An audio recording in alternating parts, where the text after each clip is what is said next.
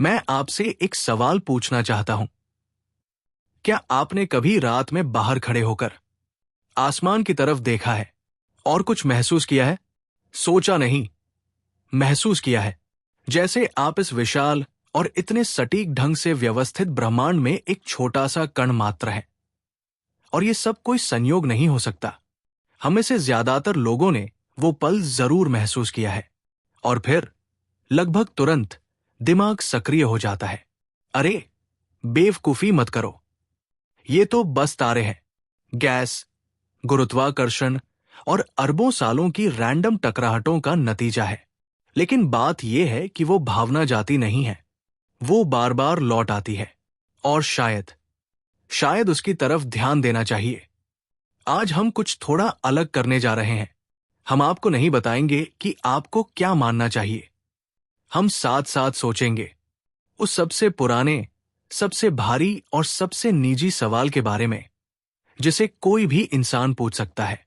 क्या ईश्वर वाकई में मौजूद है? एक बात बेहद रोचक है।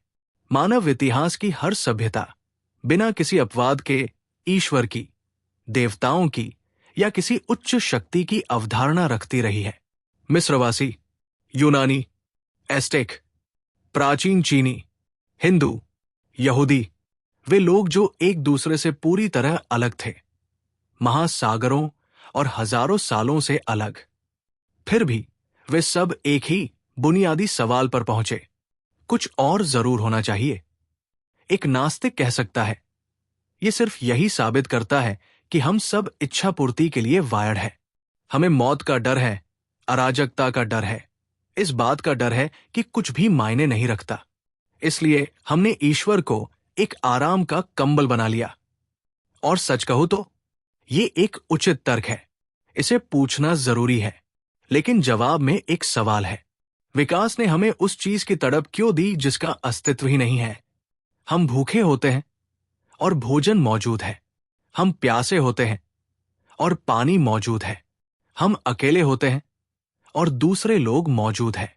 तो जब अरबों इंसान पूरे इतिहास में किसी महानतर चीज की इस गहरी, लगातार तड़प को महसूस करते हैं, तो क्या ये तड़प वाकई किसी सच्ची चीज की ओर इशारा नहीं कर रही?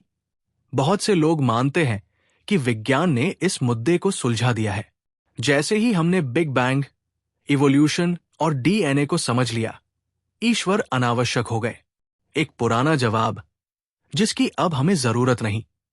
लेकिन दिलचस्प बात यह है कि जितना हम ब्रह्मांड के बारे में जानते जा रहे हैं, वो उतना ही अजीब होता जा रहा है।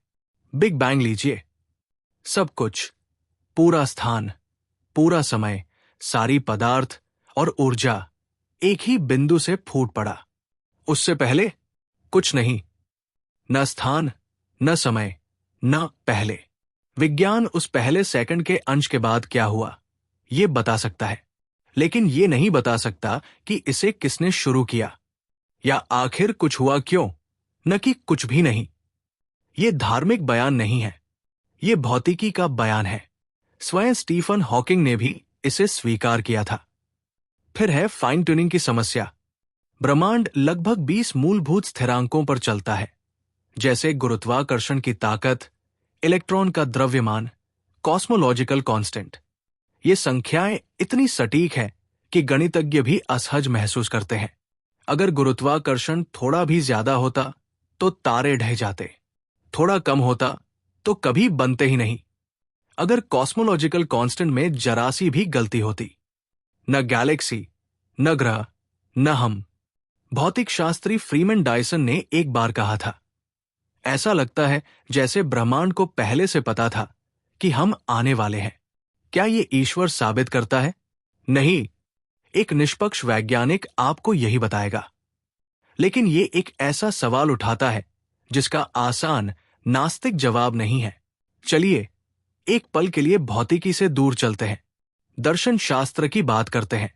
ईश्वर के अस्तित्व के सबसे पुराने तर्कों में से एक कुछ यो है, जो कुछ भी अस्तित्व में है उसकी कोई वजह है। ब्रह्मांड अस्तित्व में है, इसलिए ब्रह्मांड की भी कोई वजह है। और जो चीज ब्रह्मांड की वजह बनी, जो स्वयं बिना वजह की हो, जो समय और स्थान से परे हो, जिसमें सब कुछ शून्य से पैदा करने की शक्ति हो, तो आप उसे क्या कहेंगे? दार्शनिक इसे कोस्मोलॉजिकल आर्ग्यूमेंट कहते हैं। आपको इसे ईश्वर कहने की जरूरत नहीं। आप इसे प्रथम कारण या अकारण कारण कह सकते हैं। लेकिन ध्यान दें, सबसे कट्टर भौतिकवादी को भी ये मानना पड़ेगा कि कुछ ने शुरू तो किया ही।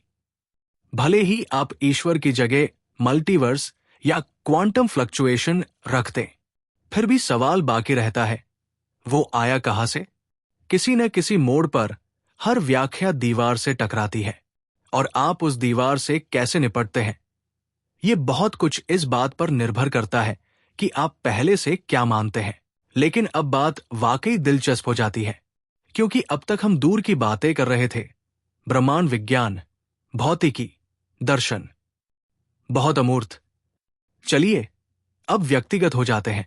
लाखों लोग अनपढ़ नहीं, हताश नहीं, बल्कि डॉक्टर, वैज्ञानिक, दार्शनिक, कलाकार ऐसी अनुभूतियों के बारे में बताते हैं जिन्हें वे ईश्वर से मिलन कहते हैं।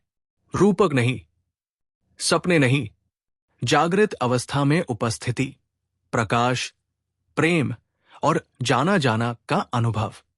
जिन लोगों की जिंदगी उसके बाद पूरी तरह बदल गई, जो कुछ ढूंढने नहीं गए थे और उन्हें सब कुछ मिल गया। नियर डेथ अनुभव, अस्पताल के कमरों में अचानक मिली शांति, सालों की शंका के बाद आने वाली निश्चितता। आप हर देश, हर सदी, हर धर्म के लोगों की इन कहानियों को पढ़ सकते हैं। क्या वे सब झूठ बोल रहे हैं? क्या वे सब गलत है? या कुछ ऐसा हो रहा है जिसे हमारे उपकरण माप नहीं सकते? विज्ञान भौतिक को मापता है, लेकिन ईश्वर का सवाल भौतिक सवाल नहीं है। ये अर्थ का सवाल है, चेतना का, प्रेम का। और ये सवाल कि अगर ब्रह्मांड सिर्फ पदार्थ की गति है, तो फिर हम में से कोई भी किसी चीज की परवाह क्यों करता है? तो क्या ईश्वर मौजूद है? मेरा सच्चा जवाब यह है, मुझे नहीं लगता कि इस सवाल का जवाब सिर्फ किताबें पढ़कर या बहस जीत कर मिल सकता है। मुझे लगता है कि इसे आपको अंदर तक महसूस करना होगा, सच्चाई से, बिना जवाब पहले से तय किए। दार्शनिक ब्लेस पास्कल ने जो कहा वो मुझे हमेशा छू जाता है। उन्होंने कहा, अगर ईश्वर नहीं है और आप उनके जैसे जीते हैं तो आप कुछ नहीं खोते, लेकिन अगर ईश्वर है और आप उनके जैसे नहीं जीते तो शायद आप सबसे महत्वपूर्ण रिश्ते को चूक गए।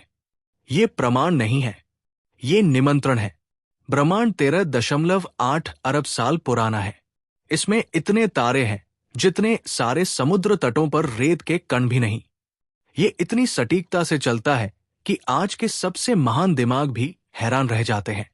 और इस सब के बीच आप हैं, आप चेतन हैं, आप सवाल पूछ रहे हैं। ये कम से कम अद्भुत है। अब आप इसके साथ क्या करते हैं, ये पूरी तरह आप पर निर्भर है। सुनने के लिए धन्यवाद। मैं बस इतना कहना चाहता हूं, ये मेरा पहला वीडियो है। मुझे नहीं पता कि इसे कितने लोग देखेंगे, शायद कुछ ही लोग या फिर ज्यादा।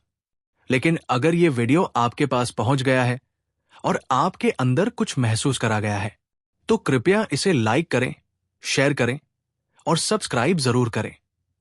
ये एक ऐसे व्यक्ति के लिए दुनिया भर जितना मायने रखेगा जिसने अभी अभी अपना पहला कदम उठाया है। मैं वादा करता हूं कि मैं आपके लिए और भी सार्थक वीडियो बनाता रहूंगा। धन्यवाद।